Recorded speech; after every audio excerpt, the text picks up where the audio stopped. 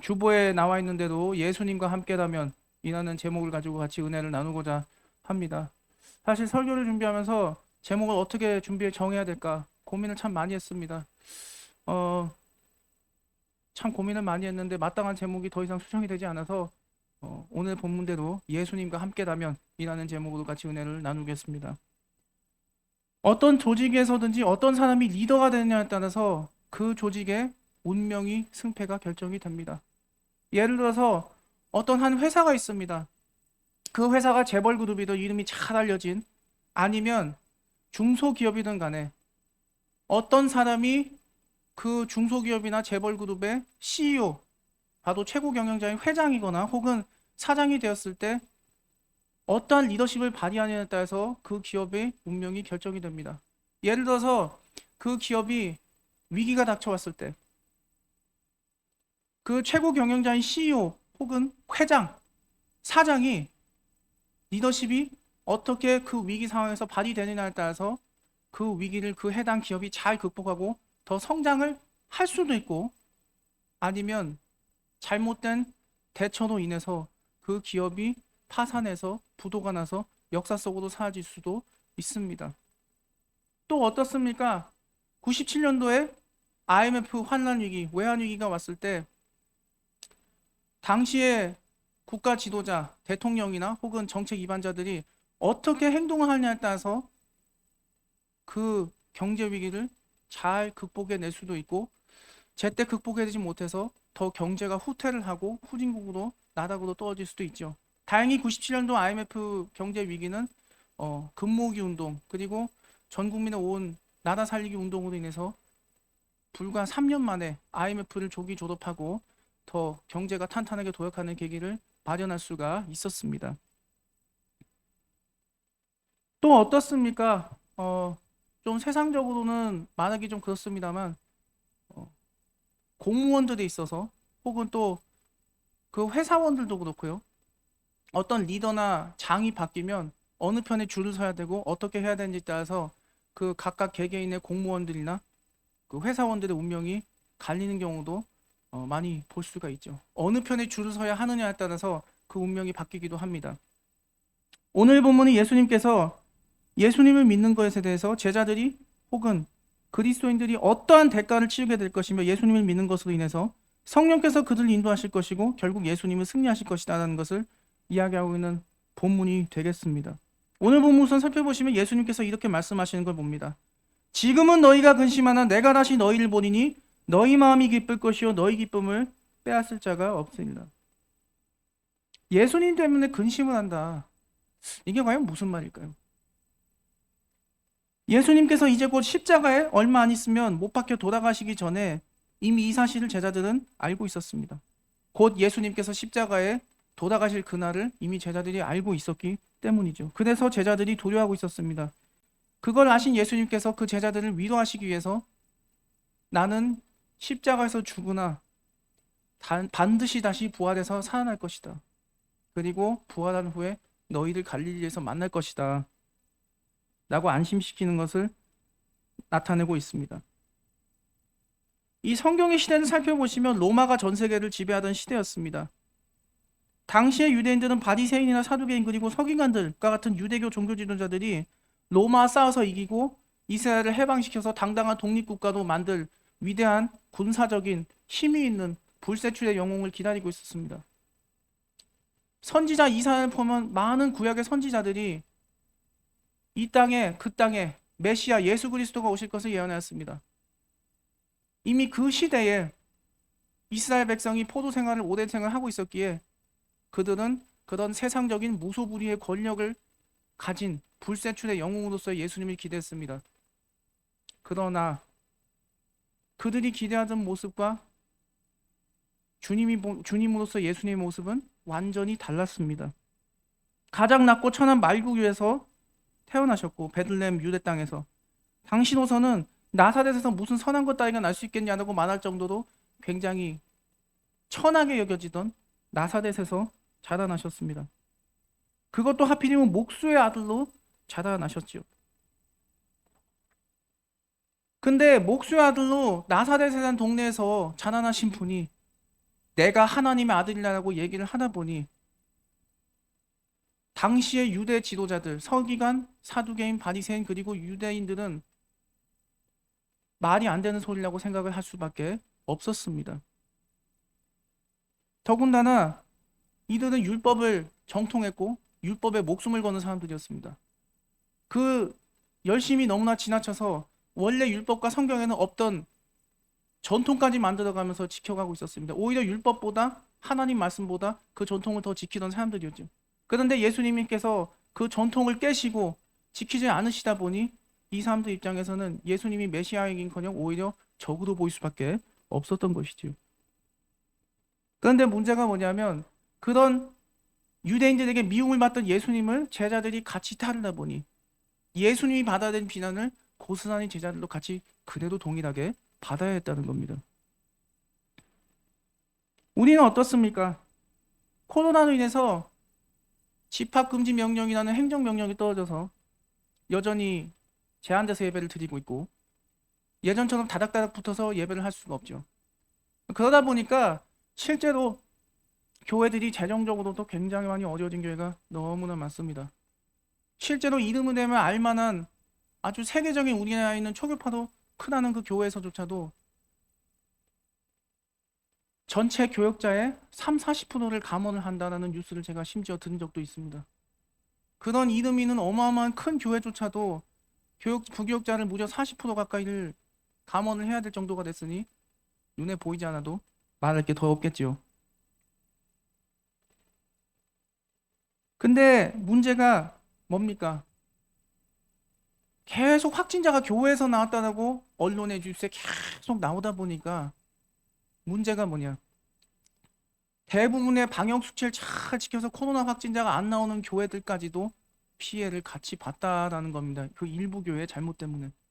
덕분에 뭐 저희는 교육자니까 말할 것도 없고요. 성도님들도 참 걱정 많이 하고 계십니다. 이거 어떡하나? 진짜 이거 방법이 안 보이는데. 그렇지만 예수님이 말씀하십니다. 오늘 내가 다시 살아날 것이다. 그러니까 너희 마음을 기쁠 것이고 그 기쁨을 절대 다시 빼앗기지 않을 것이다. 제자들에게 오늘 내가 다시 살아날 것이다 말씀하신 그 예수님의 말씀처럼 코로나로 인한 보이지 않는 환난과 박해 가운데서도 우리는 그 예수님을 향한 믿음으로 기쁘게 살아갈 수가 있습니다. 그리고 그 신앙을 우리는 지켜야 합니다. 세상이 비록 코로나로 인해서 교회와 성도들에 대해서 보이지 않는 박해를 여전히 가하고 있습니다.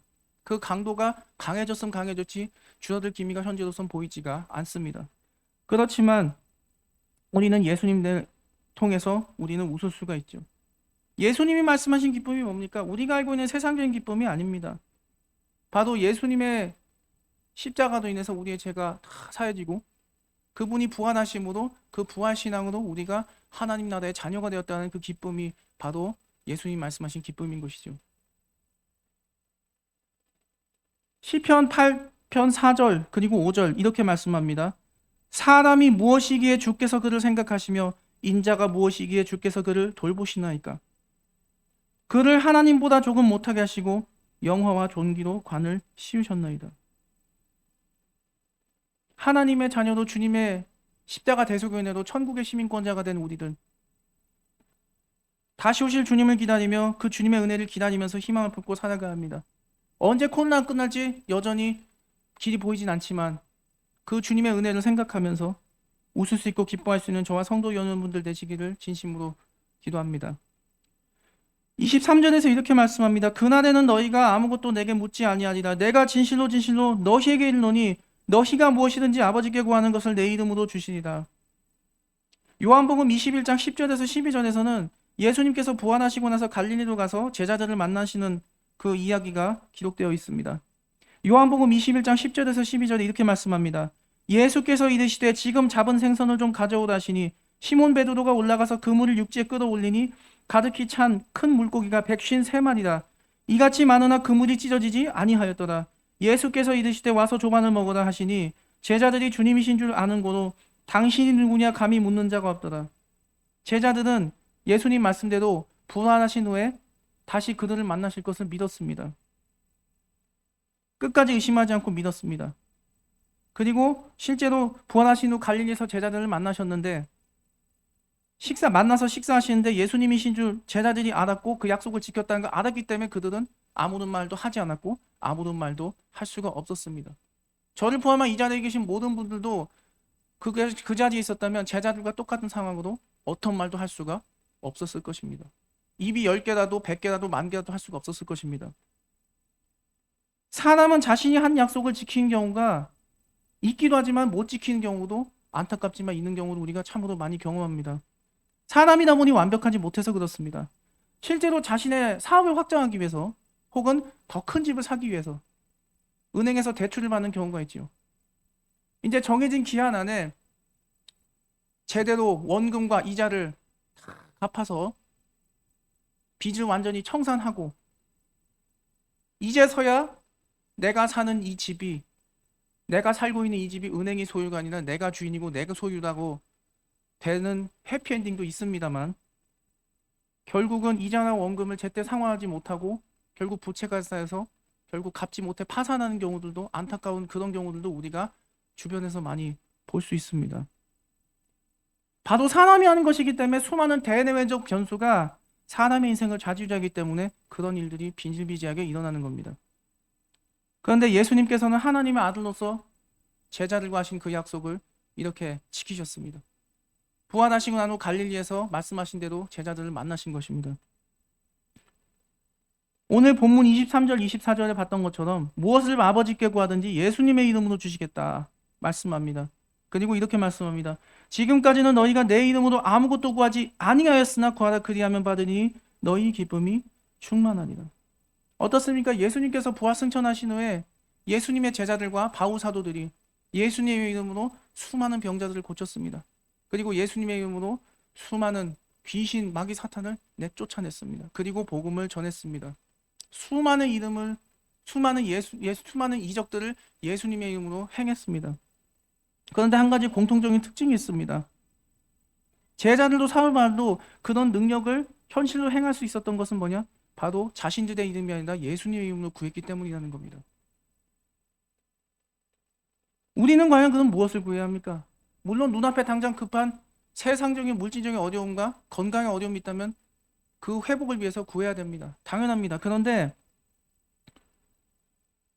그게 먼저가 아니라 바로 하나님의 뜻대로 하나님의 나라와 의를 먼저 구해야 된다는 것이죠. 지금까지 살아오시면서 기도하신 것들이 참 많으실 거라 생각합니다. 그 기도 제목들 가운데는 그 구하신 기도 제목들 가운데 실제로 응답 받으신 것도 계실 거고요. 저는 알 수 없습니다만 아직도 못 받으신 기도 제목도 있으실 거라고 생각을 하고 있습니다. 사실 솔직히 말씀드리면 저희 외가는 참 신앙의 집입니다. 그런데 저희 친구는 원래 예수를 믿지 않았어요. 그래 모였다만 하면은 제사 지내고 담배 팍 피고 술 이렇게 마시고요. 술 담배에 대해서 아무도 대한민국 전 세계 누구나 싸워도 앉은 줄 알 정도로 술 고대에다 담배 꽁초 드셨어요. 원래 저희 친가 어른들이. 그러다 보니까 몇 년 전까지만 해도 전화해서 저기 지금 제사 끝났습니까? 안 끝났습니까? 물어보고 큰 댁을 가고 이랬었습니다. 명절 때. 왜냐하면 저희가 제사자들 가면 안 되잖아요. 그랬는데 참 그렇게 기도를 많이 하셨습니다. 저도 그렇지만 특히 저희 아버님 목사님께서 그 기도를 하나님 들으셔서 제사는 더 이상 지내지 않고요. 초도 예배로 바뀌었습니다. 그렇다고 뭐 이제 연세들이 많이 드셨으니까 뭐 믿음이 확 있고 그런 건 아닌데 그래도 하나님께서 조금씩 그 자녀들 되는 조카 형님들부터는 다 권사님도 되게 하시고 집사님도 되게 하시고 그렇게 기도의 응답이 열매를 맺고 있지요. 마태복음 6장 33절에서 이렇게 말씀합니다. 그런즉 너희는 먼저 그의 나라와 그의 일을 구하라. 그리하면 이 모든 것을 너희에게 구하시리라. 하나님의 나라와 그 일을 먼저 구하면 들어주시겠다 말씀합니다. 그리고 이렇게 말씀하십니다. 구하지 않았다면 지금까지 이제 구해. 그러면 받을 것이고 너희의 기쁨은 충만해질 것이다 말씀합니다. 근데 참 신기한 게 있습니다. 사람이 원하는 것이 이루어졌을 때 정말 기쁩니다. 온 세상이 다 내 것이 된 것처럼. 그렇죠? 뭐 예를 들어서 내가 원하는 뭔가가 있는데 구했다. 그런데 그 기쁨이 오래 가던가요? 안타깝지만 오래 가지 못합니다. 좀 있으면 뭐 당연한 일이 일어났는데 왜 기뻐해야 하는 정도로 그냥 당연한 것처럼 익숙해지고 감사함을 잊어버리게 돼요. 인간의 속성이 그렇습니다. 그래서 하나님의 은혜를 매 순간순간 구해야 되는 이유가 여기에 있습니다. 그래서 금요기도에도 열심히 나서 기도하시고 새벽기도도 열심히 나서 이렇게 기도를 하시죠. 그래서 열심히 말씀과 기도도 교회 봉사를 하시고 계십니다. 예수님을 섬기는 우리 그리스도인들은 예수님과 함께 살기 때문에 기쁩니다. 그래서 우리가 웃을 수 있는 거예요. 비록 예수를 섬기는 것은 같지만 교회를 섬기는 문제에 있어서 혹은 세상 살아가는 데 있어서 생각이 다르다 보니 안 맞아서 티격태격하는 부분은 불가피하게 있을 수밖에 없습니다. 그렇지만 그럼에도 우리가 예수 믿는 사람은 한 가지 공통적인 목적이 있기 때문에 우리는 하나가 될 수 있습니다.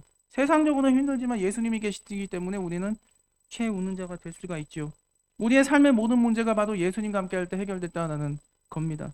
저도 성도님 여러분도 예수님과 함께라면 나는 늘 기쁩니다라는 신앙 고백을 입에 달고 사시는 성도님들 되시기를 예수님으로 기원합니다. 33절에 이렇게 말씀하십니다. 세상에서는 너희가 환난을 당하나 담대하라 내가 세상을 이겼노라. 예수님을 믿고서 환난당하지 않는 사람은 한 사람도 없지 않을까 싶습니다. 뭐 종교의 자구가 억압된 북한 같은 뭐 공산주의 국가, 독재 국가는 뭐 말할 것도 없고, 혹은 이슬람 국가, 이제 중동 이슬람 국가들 혹은 불교가 국교인 태국이나 미얀마 같은 국가들에서는 신앙생활을 한다는 것이 참 어려울 수 있습니다. 박해가 정말 심하기 때문이죠. 방금 말씀드렸던 것처럼 여전히 예수 안 믿는다는 이유 때문에 우리나라에도 불신자 가족들로 인해서 박해를 받는 경우가 있죠. 방금 말씀드린 것처럼 설이나 추석 명절에 제사상에 절 안 한다고, 신주단지 안 모신다고 박해받는 집들 여전히 많습니다. 심지어 우리나라에요, 제가 놀란 게 설이나 추석 때 제사상을 어떤 순서로 놓는 법을 설, 추석 명절 때가 되면 방송에서 알려주거든요, 우리나라가요. 왜 그렇습니까? 500년 동안, 이시조선 500년 동안 그 유구의 잘못된 귀신 섬기는 제사 습관이 그렇게 내려온 겁니다. 그게. 생각 같아서는 방송국에게서 제발 좀 그거 안 하면 안 되냐 말하고 싶은 생각이 들 때가 너무 많아요. 근데 여전히 그런 모습을 보죠. 그런 추석 명절 때, 설 명절 때 제사 지낸다는 이유로 구박 참 많이 받는 거예요. 뭐예요? 말 그대로 예수님 때문에 환난을 당하는 거예요.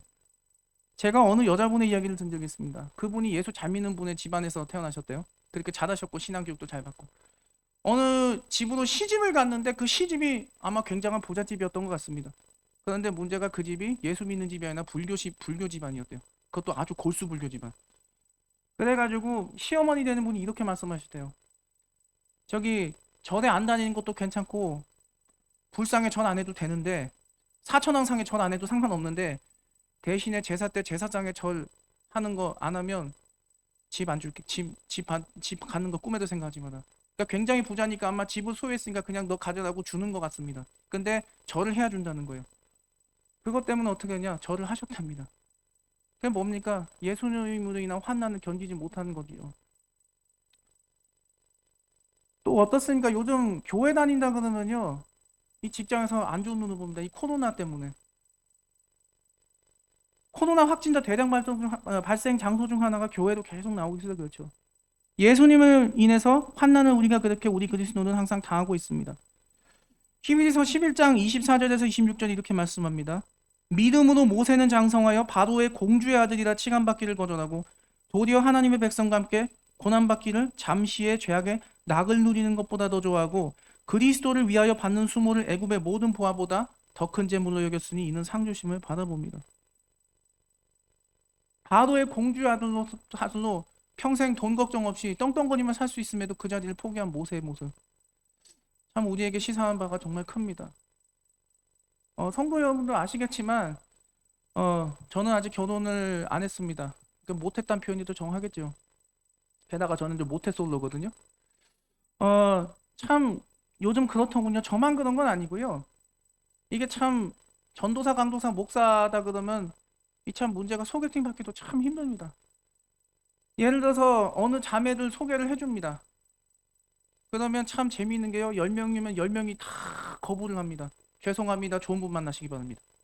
제가 2주 전 주일에도 어느 분의 소개로 어느 한 자매님과 소개팅을 했었습니다. 그래가지고 뭐 통상적인 하는 소개팅 하는 것처럼 그냥 밥을 먹으면서 얘기하고 이러고 그냥 헤어졌습니다. 뭐 카카오톡으로 뭐 오늘 뭐 만나 뵙게서 감사합니다. 뭐 이런 얘기도 했고 조심히 들어가세요 인사를 했죠. 그랬더니 그분도 감사합니다. 뭐 조심히 들어가세요 하더니 좋은 분 만나시기 바랍니다 하고 딱 끝나더라고요. 근데 한두 번 겪은 일이 아닙니다. 제가 셀 수도 없이 그 일을 겪다 보니까 뭐 거절당하는 것 자체는 느낌이 없어요. 근데 좋은 분 만나시기 바랍니다는 말은 참 그게 좀 귀찮더라고요, 그 말이. 그게 뭡니까? 자매들 열이면 열이 그래도 그 자매는 복이라도 끝나기도 했는데 근데 보기도 전에 10명이면 10명의 자매가 전부 다 죄송합니다. 좋은 분 만나시기 바랍니다 하면서 거절한다는 모습. 이걸 어떻게 봐야 될까요? 그리스도인에서 고난에 가는 길을 간다는 것을 그들도 알기 때문에 나는 그 자신이 없습니다라고 하는 겁니다. 그게 세상의 모습인 거예요. 뭐 그런 자매님들을 절대로 저는 원망하지 않습니다. 진심으로. 그게 당연합니다. 그렇게 하는 게. 그만큼 십자가의 길을 사실은 우리 모두가 다 같이 가고 있는 거예요. 코로나로 인해서 직장에서 그 박해받는 것도 똑같은 이치입니다. 그러나 예수님이 말씀하십니다. 담대하라 내가 세상을 이겼노라. 세상을 이기신 예수님과 함께라면 이길 수 있다는 겁니다. 이미 세상을 이기셨다고 말씀합니다. 십자가에서 돌아가신 후에 부활하셔서. 물론 세상에서 여전히 크리스찬이라는 이유로 고난도 받지만 영광도 함께 받고 결국 우리는 승리하게 된다고 오늘 예수님이 말씀하십니다. 우리가 영원히 이 세상 사는 것도 아니고 저 천국의 소망을 우리는 갖고 삽니다. 그 이유는 바로 예수님이 계시기 때문이죠. 예수님과 함께라면 우리는 위로와 희망을 얻을 수 있습니다.